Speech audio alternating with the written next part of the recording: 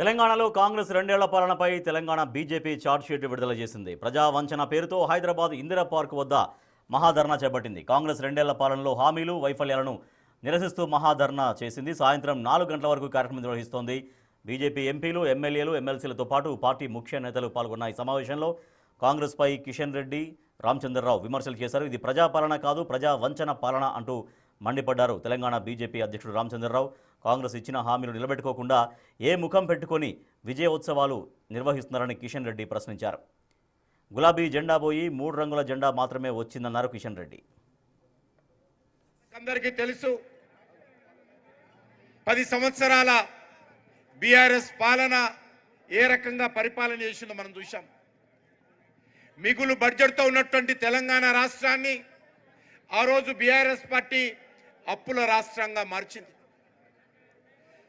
BRS party Telangana ప్రజల మీద ఒక కుటుంబ పాలన మన మీద రుద్దడం జరిగింది.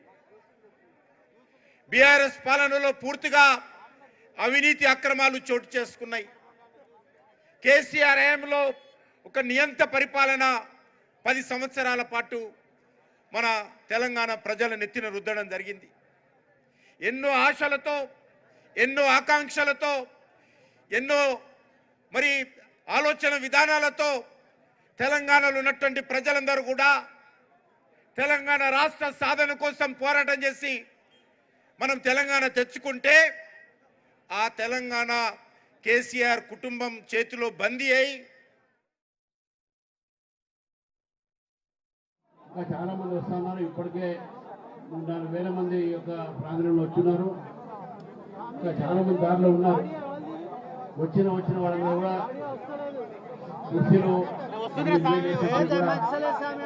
సరిపోతే నిల్చొని ఈ కార్యక్రమాన్ని జయప్రదం చేస్తున్న మీ అందరినీ కోరుతూ మరి కార్యక్రమానికి కార్యకర్తలు, అధ్యక్షులు అందరూ కూడా ఈ కార్యక్రమంలో పాల్గొనేటువంటి ఒక 8 జిల్లాలు ఏతున్నాయో ముఖ్యంగా మహాకాల్ జిల్లా అధ్యక్షుడు భరత్ గౌడ్ గారికి, దీపక్ రెడ్డి గారికి, అదేవిధంగా నిరంజన్ యాదవ్ గారికి, ఉమా మహేందర్ గారికి, బొడ్డు శ్రీనివాస్ గారికి,